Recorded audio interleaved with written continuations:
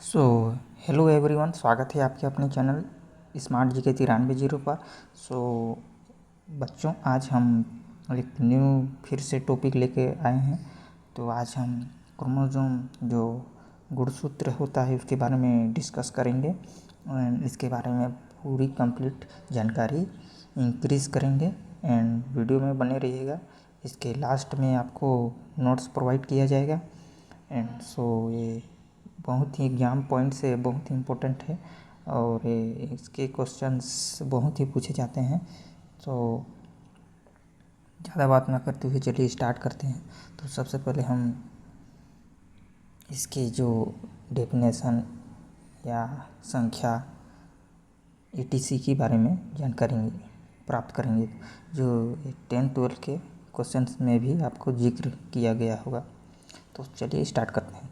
तो सबसे पहले बच्चों, हम जानते हैं कि बचपन से सुनते आ रहे हैं कि क्रोमोसोम जो गुणसूत्र होता है वो है क्या।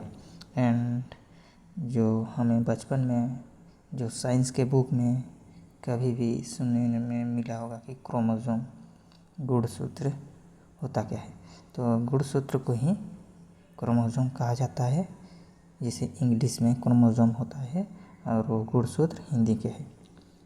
तो गुणसूत्र होते क्या हैं? तो गुणसूत्र बच्चों जो जेनेटिक्स मटेरियल होता है ये, एंड ये हमारे जो माता पिता से नाती पोते में आते हैं, जैसे कि दादा दादी से हमारे में आए हैं, उसी तरह माता पिता के लक्षण हमारे में आ जाते हैं।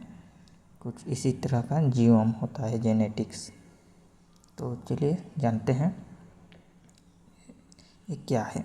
तो गुणसूत्र कोशिका के नाभिक में पाए जाते हैं बच्चों। गुणसूत्र है जो हमारा वो न्यूक्लियस में पाए जाते हैं। ये ट्री लाइक संरचना है। ये हमारे आनुवंशिकी गुण हेरिडिटी को पीढ़ी दर पीढ़ी स्थानांतरित पीढ़ी दर पीढ़ी पहुँचाती है।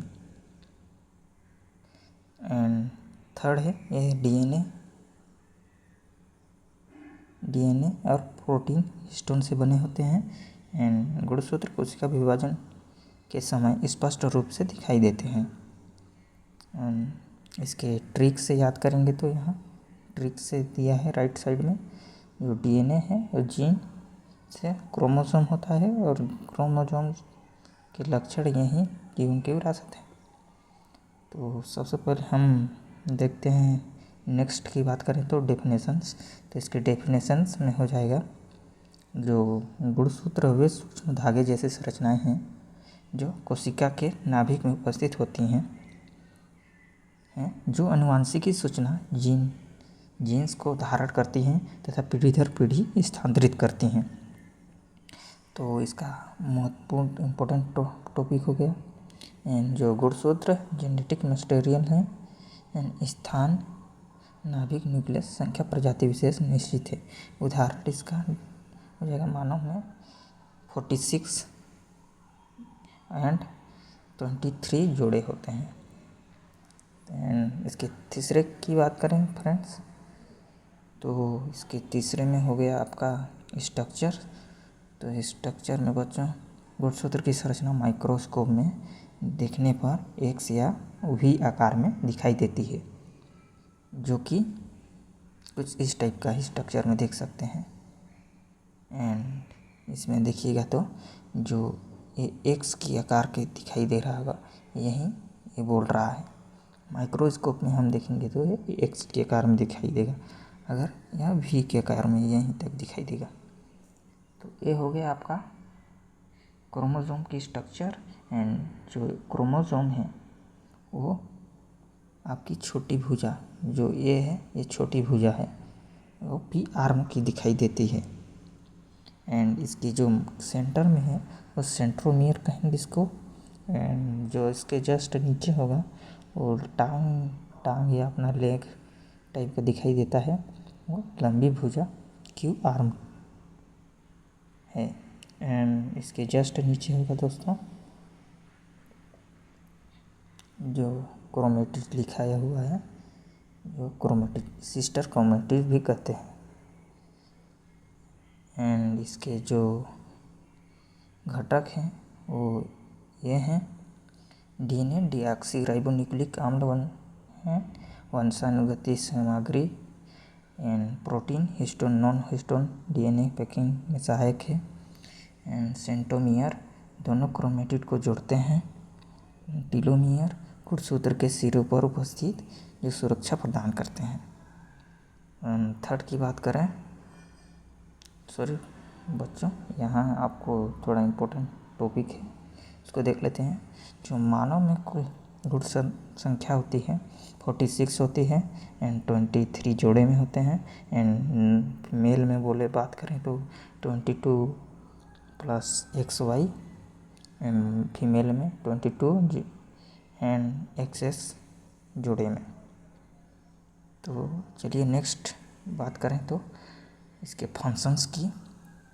तो फंक्शंस में इसका हो जाएगा बच्चों, गुणसूत्र के प्रमुख फंक्शंस हैं जो ये है। फर्स्ट में है आनुवांशिकी सूचना का भंडार है, जो गुणसूत्र डीएनए के रूप में आनुवांशिक सूचना जीन्स को सुरक्षित रखते हैं एंड लक्षणों का संचरण करते हैं। माता पिता के संतान के लक्षण ट्रेंड्स का संचरण करते हैं। थर्ड है प्रोटीन संश्लेषण में नियंत्रण, जीन्स में माध्यम में प्रोटीन के निर्माण को नियंत्रित करते हैं जो शरीर के सभी कार्यों के लिए आवश्यक है। एंड इसकी जो कोशिका विभाजन जो सेल डिवीजन होता है इसमें भूमिका, तो माइटोसिस तथा मियोसिस के दौरान गुणसूत्र समान रूप से विभाजित होकर नई कोशिकाओं जीवों में पहुंचते हैं। एंड फिफ्थ है विविधता वेरिएशंस। तो विविधता वेरिएशंस में देखेंगे बच्चों, तो मियोसिस के दौरान क्रॉसिंग ओवर या स्वतंत्र वर्गीकरण इंडिपेंडेंट एक्सोसोमेट से नई विविधता उत्पन्न होती है जो विकास में इवोल्यूशन में आधार है। एंड इसके फिफ्थ की बात करें तो कंक्लूजन्स, समापन में गुणसूत्र प्रत्येक कोशिका की नाभिक में पाए जाने वाले गुण धागेनुमा संरचना होते हैं जो आनुवांशिकी सूचना के धारण पर पीढ़ी दर पीढ़ी पहुँच जाने का कार्य करते हैं। ये हमारे लक्षणों, विविधताओं तथा जीवन क्रियाओं के नियंत्रण के लिए अत्यंत महत्वपूर्ण है। गुणसूत्रों की संख्या एवं संरचना प्रत्येक जीवों में निश्चित होती है, इसलिए यह पहचान एवं वर्गीकरण में मूल आधार है। जो अपना जेनेटिक्स है, संख्या है उसकी, नंबर संरचना प्रत्येक जीवों में निश्चित होती है, इसलिए यह पहचान वर्गीकरण में मूल आधार है। एंड लास्ट पॉइंट है, अतः गुणसूत्र जीवन की निरंतरता, विविधता एवं विकास के लिए आवश्यक है। इसकी लास्ट पॉइंट की बात करें तो आपको जो संदर्भ में कुछ भी लिख सकते हैं, जो हमारा सोर्स से माध्यम NCERT जो हम देखे हैं 11वीं कक्षा में अध्ययन किए होंगे आप, 4th चैप्टर कोशिका संरचना तथा कार्य एंड NCERT में जीव विज्ञान जो कक्षा 12वीं में भी अध्याय 6 वंशागति वित्त के आणविक आधार। तो इतना ही बच्चों, आज के लिए इतना ही। आई होप वीडियो पसंद आया हो। अगर वीडियो पसंद आया हो तो वीडियो को लाइक सब्सक्राइब ज़रूर करें एंड इसी तरह के हम जो मेन टॉपिक होते हैं उसको लाते रहते हैं, तो ज़रूर फॉलो करें। धन्यवाद। जय हिंद, जय भारत, छत्तीसगढ़।